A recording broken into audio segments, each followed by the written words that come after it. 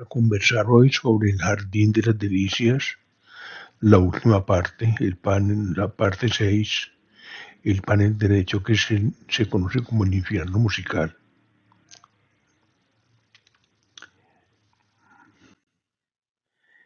Hay un personaje que se llamó Dominicus Lamsonius. Vivió en la segunda parte del siglo XVI y probablemente conoció la obra del Bosco. Escribe lo siguiente: ¿qué ve, Jerónimo, tu ojo atónito? ¿Qué la palidez de tu rostro? ¿Ves ante ti a los monstruos y fantasmas del infierno? Diríase que pasaste los lindes y entraste en las moradas del Tártaro, pues también pintó tu mano cuanto existe en lo más profundo del Averno. Si lo vio, hizo una descripción muy interesante de la visión del infierno de Dante, que es posiblemente la que toma como modelo el Bosco para pintar la última parte del tríptico del Jardín de las Delicias. Aquí tenemos la Divina Comedia. En el canto 2 dice: es por mí que se va a la ciudad del llanto, es por mí que se va al dolor eterno y al lugar donde sufre la raza condenada. Yo fui creado por el poder divino, la sabiduría suprema y el primer amor, y no hubo nada que existiera antes que yo. Abandona la esperanza si entras aquí. Es muy dura la advertencia, y aquí tenemos uno de los elementos importantes, que es el de la parte central de esa tabla derecha, el hombre árbol, el cual luego veremos en detalle más adelante. Vamos a empezar a mirar todo el contenido. Se dice que el Bosco reinventó el infierno y tomó como modelo para reinventar el infierno el incendio y el incendio de las ciudades. Hemos hablado varias veces de lo que significó para él esa experiencia traumática infantil, de ver interrumpida la vida feliz del niño por un atroz incendio que destruye casi toda la ciudad. El incendio, el fuego, las llamas han sido siempre asociadas con el infierno.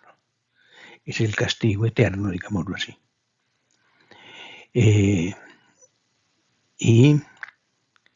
es un mundo irreal, extraño, de pesadilla, no de sueño, sino de pesadilla, que es un sueño duro y difícil. Él sacó esto probablemente de esos recuerdos infantiles, más lo que leyó en su época, más los grabados que conoció, más la experiencia colectiva sobre este tema en el mundo que le tocó vivir. Aquí tenemos la parte superior de la tabla. En la parte superior de la tabla, los edificios se ven parcial o totalmente destruidos. Hay unos pasadizos entre un lugar y otro, entre escombros, y se ven demonios pasando por allí, moviéndose por esos andamios. La oscuridad es algo relacionado con el mal en la sociedad occidental. La noche es el alma oscura, es el corazón oscuro, que nos llevan a pensar que está asociado el infierno a la oscuridad y al fuego, al dolor y a la tragedia y a la tortura. Es una visión muy apocalíptica, muy dura, muy bellamente realizada. Debajo de las llamas, de las construcciones en llamas, inmediatamente debajo hay un lago. El lago está separado por un puente en dos partes. Ahí lo que pasa es que la perspectiva falla un poco. Tal vez no era un experto en esto el Bosco, o no le interesó en este momento hacerlo. El hecho es que en la parte superior del lago hay una barca que avanza hacia el puente. El puente está siendo atravesado por un ejército comandado por demonios, y en la parte inferior del lago, la más cercana a nosotros, hay una multitud de personas que salen aparentemente del agua y van a la carrera hacia el edificio que hay a la derecha, en la parte superior. Es un edificio que está, al parecer, aparte del incendio, y de él sale una luz clara. Una interpretación que se da es que esta gente que va hacia allá, igual del lago salen de derecha a izquierda también, hacia una vía que conduce a esa puerta, que eso sería el purgatorio. Entonces, que son los condenados o los muertos, que una vez muertos, pues van unos a los infiernos, a ser juzgados en los infiernos, y esos van para la parte de abajo, la parte que ahora vemos que se ve aquí en la diapositiva, pero ahora lo examinamos más en detalle. Y irían entonces a ese edificio, a ese lugar, que no es un lugar de tortura, ni de muerte, ni nada, es un lugar como de soledad, que estarían allí durante un tiempo indeterminado, esperando a ver finalmente qué es lo que les toca en la eternidad que les sigue.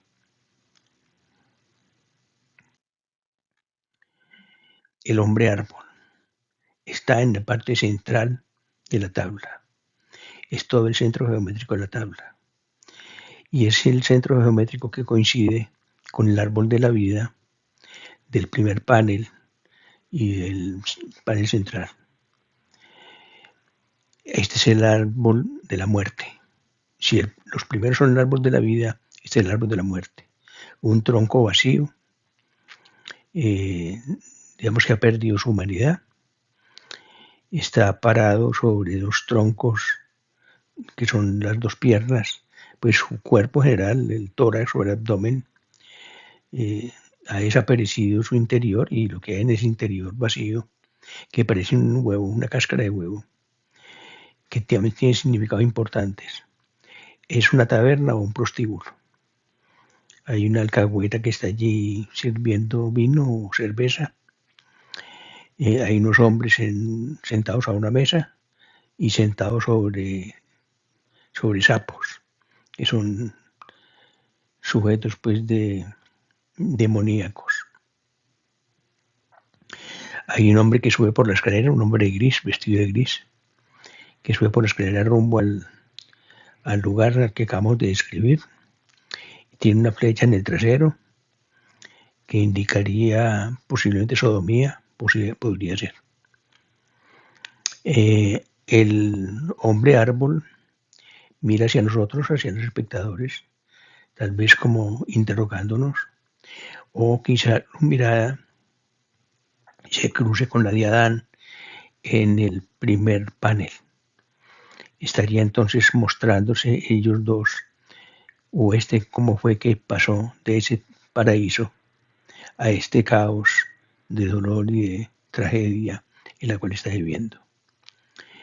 En la rama de la derecha, lo que sería la pierna derecha, tiene una venda sobre una herida que podría significar una herida de sífilis no curada. En aquella época no había cura realmente para esto. Sobre la cabeza tiene un disco plano, y sobre el disco plano una gaita de color rosa. Alrededor de la gaita, que es un instrumento de origen, de significado erótico, hay unos grupos de danzantes, cada uno acompañado de un demonio. Ya miraremos en detalle en las orejas con el cuchillo, que está en la parte superior izquierda, y en la parte media derecha, los perros devorando el militar, que son otra parte de este panel. Bueno, es posible que la mirada del hombre árbol sea hacia el tiempo hacia el tiempo pasado, hacia de qué pasó con la humanidad. Eso sería lo que nos pregunta el Bosco entonces, ¿qué pasó con todos que llegamos a este punto? Aquí tenemos un acercamiento, se ve más claramente el interior de la taberna o del lugar donde van y se aprecia a la derecha de una de las barcazas sobre las cuales él se sostiene. Él está parado sobre dos barcazas aparentemente muy pequeñas para sostener semejante tamaño. Y hay un hombre subiendo, trepando como por las cuerdas de lo que podría ser, digamos, una vela de barco. De las piernas huecas salen personas también. O sea, todo el árbol es hueco. Si los árboles que hay en la parte central y en la izquierda son árboles de la vida, este es un árbol de la muerte.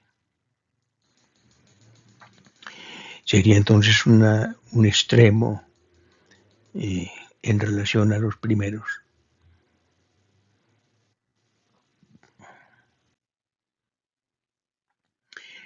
Vemos un poco más en detalle la gaita.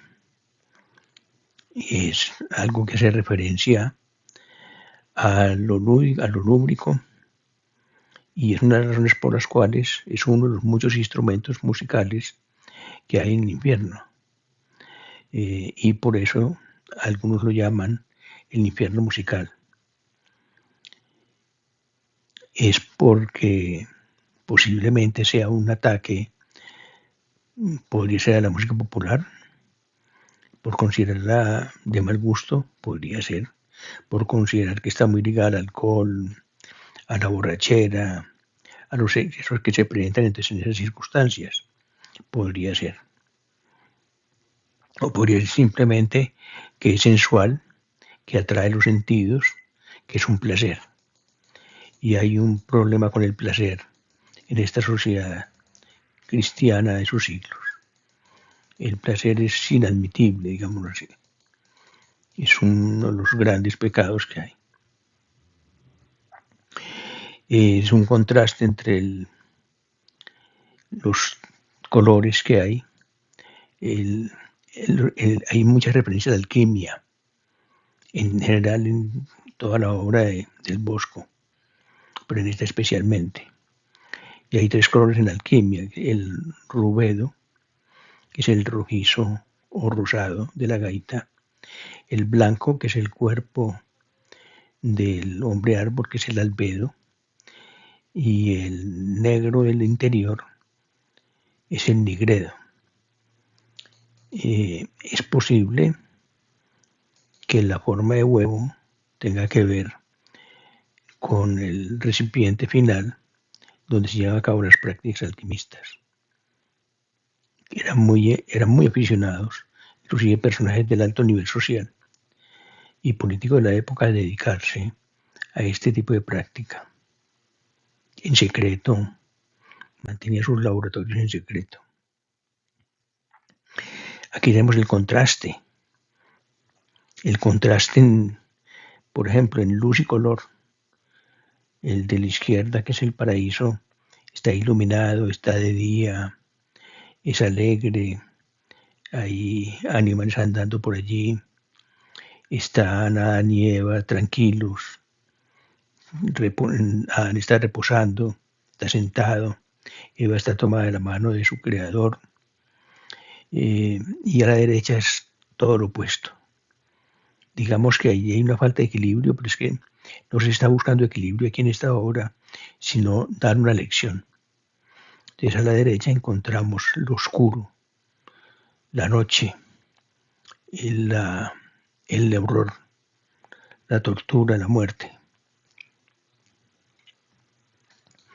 Son entonces dos cosas completamente distintas, completamente opuestas. En la obra del Bosco hay muchos hombres árbol. El del Jardín del Desierto no es el único. Hay un grabado suyo, sin fecha, y sin posibilidad de hacer una datación precisa. No se sabe cuál de los dos fue primero, pero lo que sí se ve es que son muy similares. Tienen la misma disposición prácticamente. Lo que los diferencia es que el grabado no hay esa profusión de demonios ni de torturas. Está más bien en un panorama tipo campo.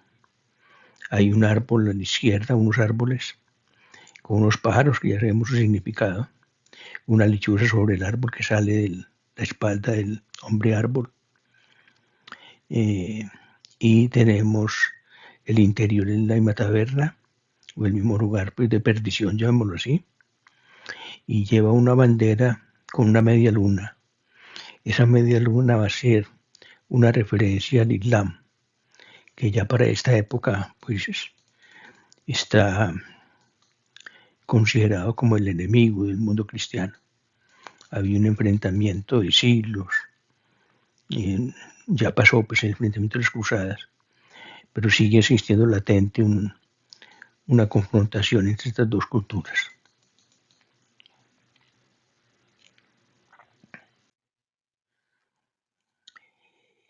Estos son dos grabados de Gustave Doré. Nació en 1832 y falleció en 1883. No son pues contemporáneos, no, es posterior. El hecho es que tanto Doré en el siglo XIX como el Bosco en el XVI van a tener como una de las bases de su obra la obra de Dante de la Divina Comedia, que como ya hemos anotado es una comunicación por el infierno, un viaje por el infierno que hace Dante acompañado de una persona que lo guía, de dos personas que lo guían. Y aquí descubre entonces otra cosa también, que pues es el origen de lo que vimos antes, del hombre árbol. Aquí tenemos hombres árbol. Estos hombres árbol tienen que ver con algo que aparece en los versos alrededor del 35-36 de la visita al infierno, y dicen: ¿por qué desgarras? No tiene tu espíritu piedad alguna. Hombres fuimos y ahora nos han hecho plantas. Entonces, esto es porque Dante coge una rama de unos árboles y la quiebra, y el árbol se queja porque le ha quebrado, pues digamos, una extremidad. Él se da cuenta que eso está vivo, que son parte humanos y parte plantas. Son dos interpretaciones entonces de la misma fuente. Tenemos las orejas gigantes. Aparecen por dos razones posibles. Una es que por el oído y por la vista y por el tacto, por esos sentidos básicos, entra, digamos, el pecado o la falta en la visión de la época. Eso no hay que escuchar lo que no es debido, no hay que deleitar el oído. Recordemos que el ideal es el de la santidad que se niega a todo tipo de placeres, aún a los más inocentes. Estas dos orejas con el cuchillo en la mitad podrían ser también una alegoría de los genitales masculinos, siendo las orejas los testículos y el cuchillo el pene. Ahí vemos dos cuchillos, en izquierda y derecha. Los dos tienen la letra M grabada, que podría ser referencia también a un artesano muy famoso que existió en la ciudad del Bosco para la época en que él hizo la pintura. Y al parecer era un gran fabricante de cuchillos que tenía mucha demanda porque tenía mucha calidad. Hay un demonio en una de las orejas y está rodeado de personas sufriendo todos desnudos, que es lo típico de este tipo de obra. A la derecha vemos primero el cuchillo. Sobre el cuchillo, un disco plano. Sobre el disco plano hay dos escenas. En una hay un caballero, porque tiene armadura, y solo los caballeros pueden tener armadura. Está tirado en el suelo y unos perros demoníacos lo están devorando. Él tiene en una de sus manos un cáliz del cual ha caído una hostia, y en su mano derecha una bandera con un sapo. O sea, podría ser, está penando por haber sido sacrílego, podría ser, o por haber incumplido el precepto de defender a la iglesia en su condición de caballero. Encima suyo hay otro soldado, posiblemente porque tiene yelmo, pero está desnudo y está siendo torturado por unos demonios. Igualmente salen unos personajes en parte con prendas militares de ese objeto cilíndrico que hay a la derecha. Entonces aquí tenemos varias posibilidades de interpretación de esta pieza, de esta parte del tríptico. Aquí nos acercamos un poco para ver con detalle esto que sucede. Estos perros son muy extraños, no son perros normales, por eso digo perros demoníacos. Miren los dedos, por ejemplo. Los dedos parecen como de lagarto, los hocicos afilados y alargados también. Vamos a mirar al final una serie de gárgolas que son un aditamento a la arquitectura de la época, que nos muestra cómo el imaginario de la época encontraba normal este tipo de cosas.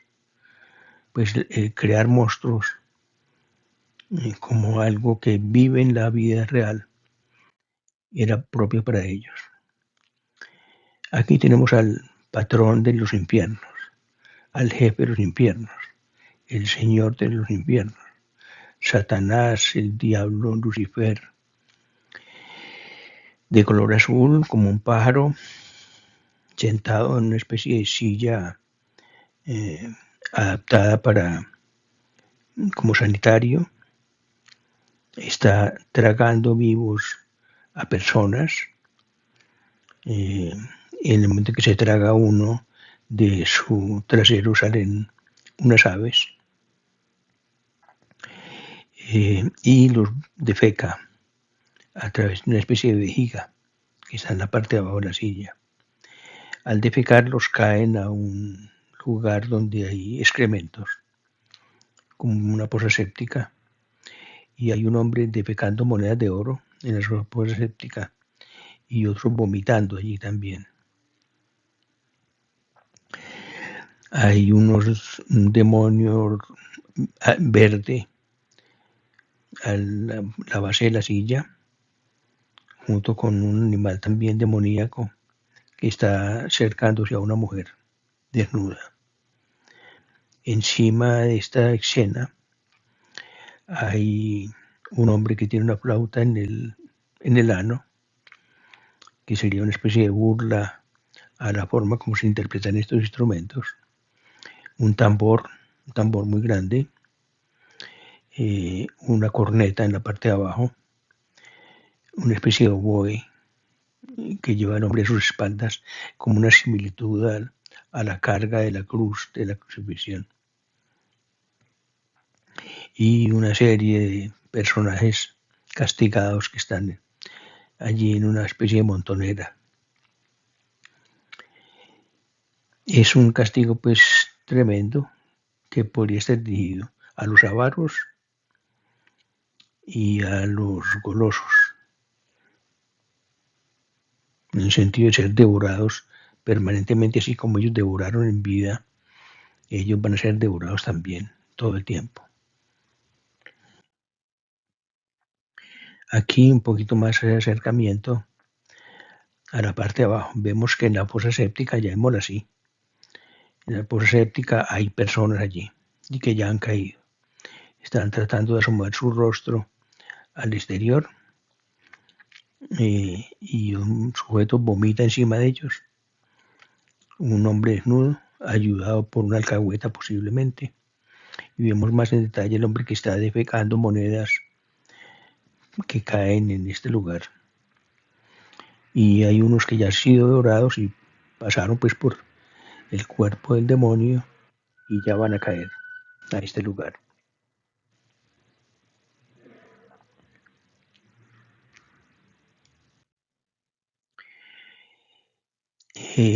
Ese demonio pájaro o Satanás podría tener otra fuente de inspiración para el Bosco.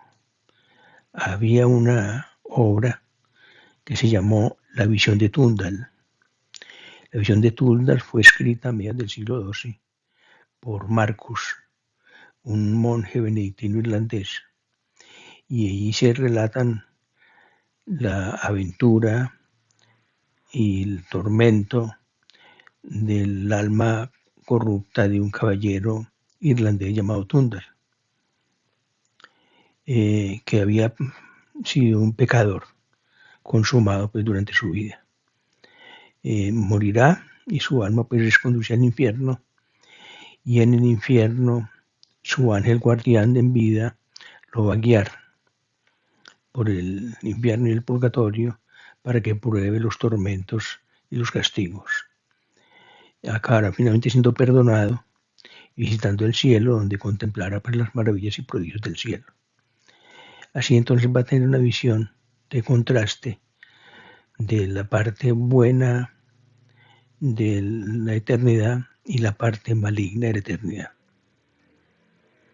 Esa obra fue muy popular, se representaba públicamente como los teatros de la época, que eran los saltimbanquis y los actores y adivinadores que actuaban, digamos, en un tablado en las plazas públicas de los pueblos y en las ciudades, porque apenas se van a inaugurar los primeros teatros específicos para ópera, que van a surgir entre el final del siglo XVI y el comienzo del XVII.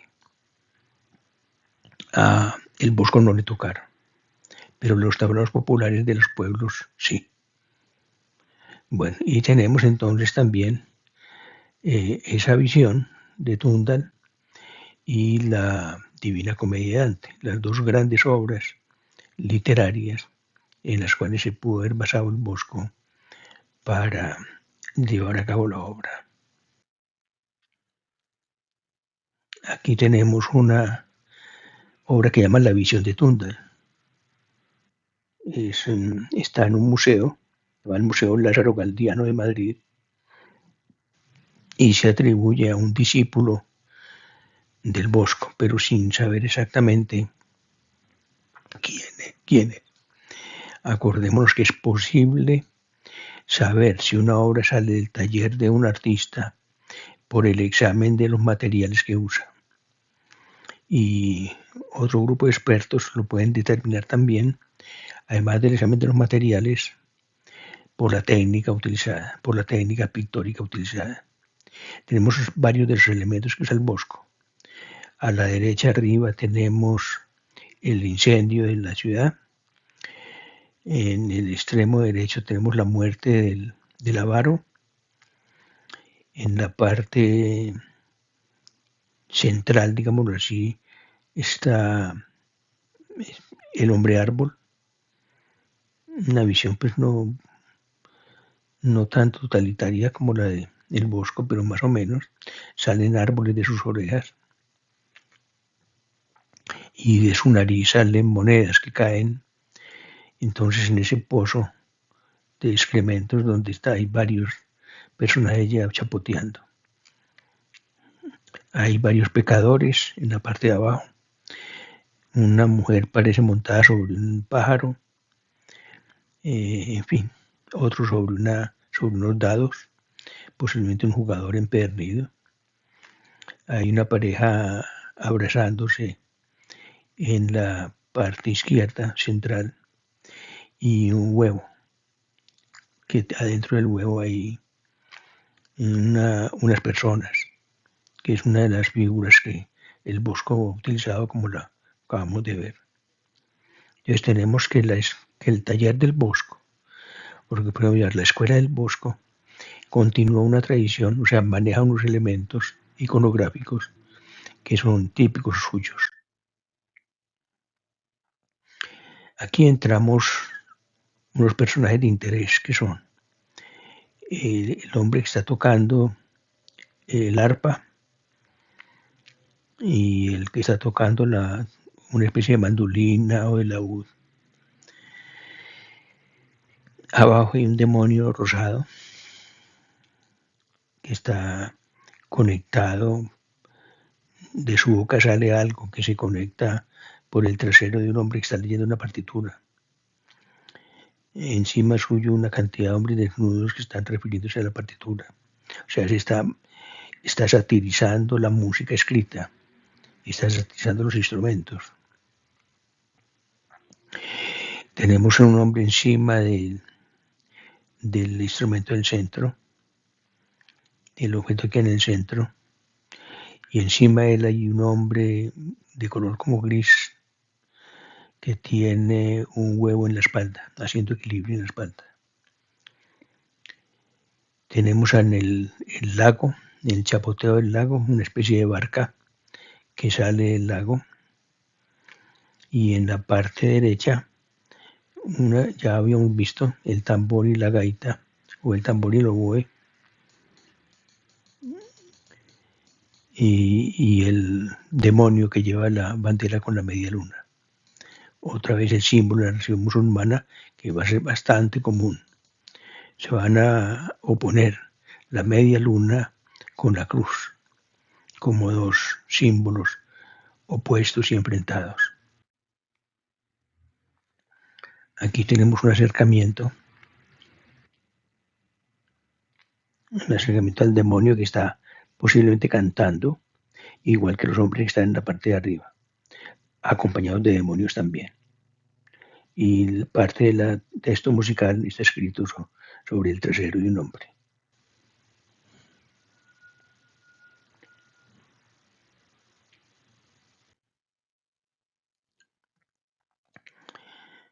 Aquí tenemos la parte superior de esta, donde vemos las patas del hombre árbol apoyadas sobre dos barcazas. Y el detalle del hombre que está en ese pequeño barco o bote saliendo del agujero, el agua está congelada y tiene un sector donde han abierto un hueco para salir de él, para salir de la parte de abajo de él. Vemos que de las patas del árbol son huecas y hay personas entrando y saliendo de allí.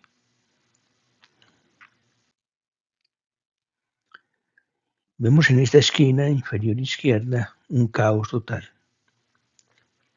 un caos de personas gritando, abrazándose, llorando, hombres y demonios. Hay un conejo que está torturando a alguien, una mujer que tiene un dado sobre la cabeza, que hace referencia al juego, obviamente. Una especie de perros, parecen perros de cacería, que están devorando a un hombre que está en el suelo, acostado en el suelo. En fin, las escenas son toda clase de torturas, representan toda clase de vicios. Fíjense que es una mesa de juego, porque en la parte izquierda inferior hay unas cartas, hay un 2 de corazones, creo, o de diamantes. Hay unas cartas allí. O sea, está hablando de las cartas, del juego de cartas, de los juegos de azar. El dado encima de la cabeza de la mujer y las cartas en el suelo nos hablan de eso. Es una condenación entonces a ese tipo de vicio, o a ese tipo de actividad.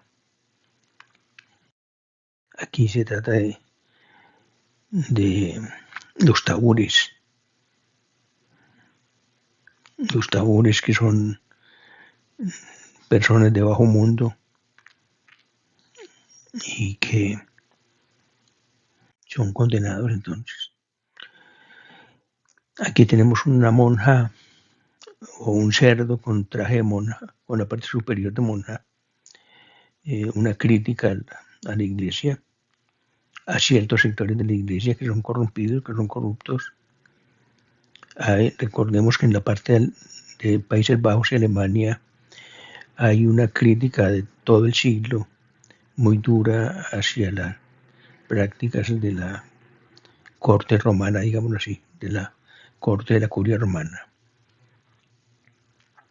Ella está seduciendo a un hombre que está al lado suyo y tiene sobre sus piernas un texto escrito. Podría ser una bula, podría ser.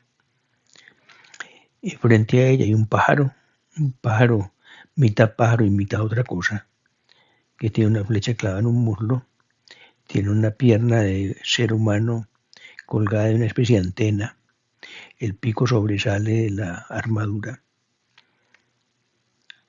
y en la parte de arriba vemos más en detalle el hombre que está siendo devorado por los perros o por estos seres que parecen perros. Bueno, recordemos que el Bosco fue miembro de una cofradía, la cofradía de Nuestra Señora, pero le tocó en parte un movimiento anticlerical, un cuestionamiento de los dogmas eclesiásticos que viene en parte también del renacimiento de la cultura grecolatina y en parte de parte del clero de esa parte de Europa que no está de acuerdo con muchas de las cosas que pasan en el mundo romano. Bueno, aquí tenemos de un grabador de nombre Richard Breton en 1565, posterior al Bosco. Tenemos monstruos, pues vemos que la elaboración de monstruos entonces es una cosa corriente en la época, totalmente corriente. Vemos un hombre laúd, el laúd que está siendo como interpretado por un demonio que surge de una maleza. En general, fíjense que hay uno que tiene un sombrero cónico y está entre un barril del cual sale cerveza o vino, referencia pues al alcohol. Otro que está a la izquierda y es parte pez, parece, parte hombre, y está saliendo una cantidad de peces de su abdomen y está comiendo cosas continuamente, una posible referencia a la gula. Y hay una especie de payaso en la parte inferior con algo que parecería ser un gorro como el que se ponen los pontífices.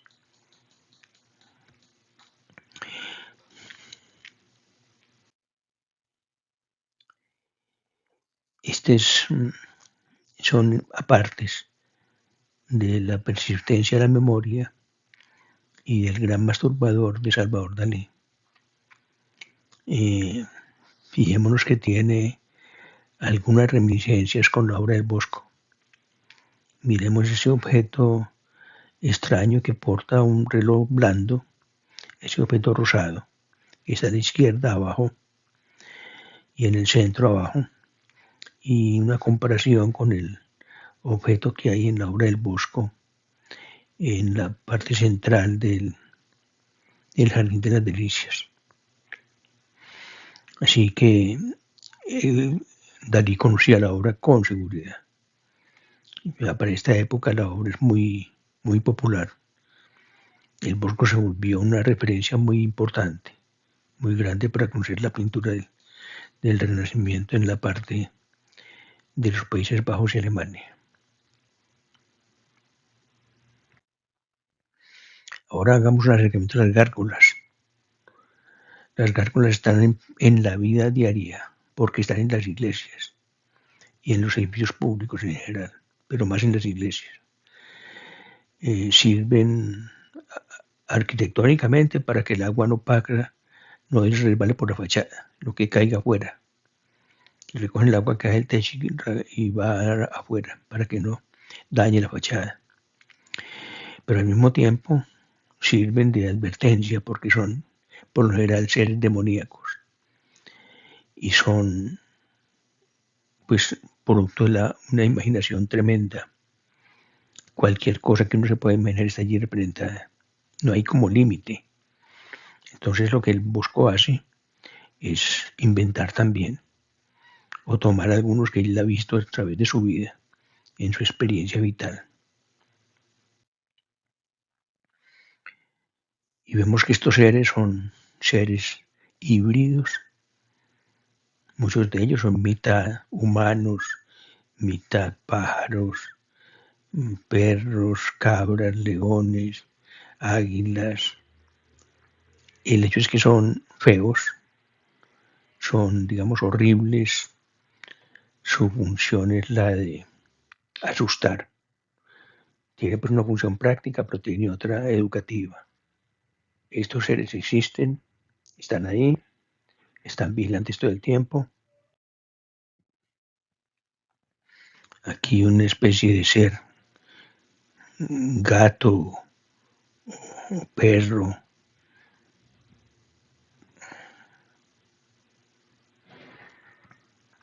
la ciudad moderna al fondo, ya que coexisten.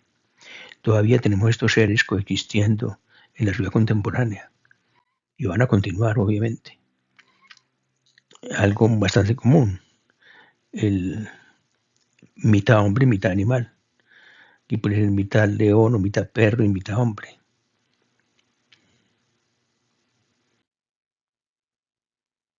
Parte ave, parte felino,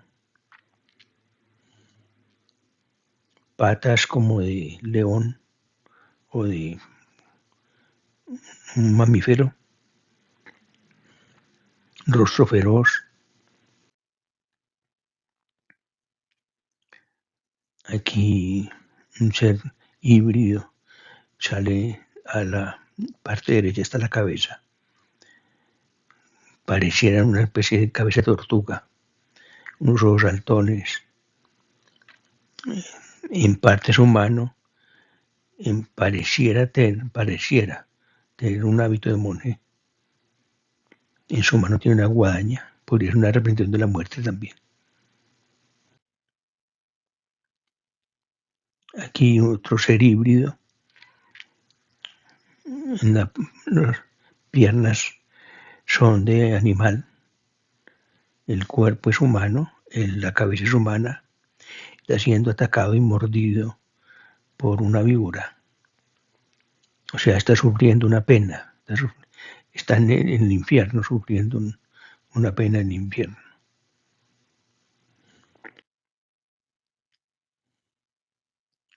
Una figura femenina con cabeza, digamos, como de perro o algo por el estilo.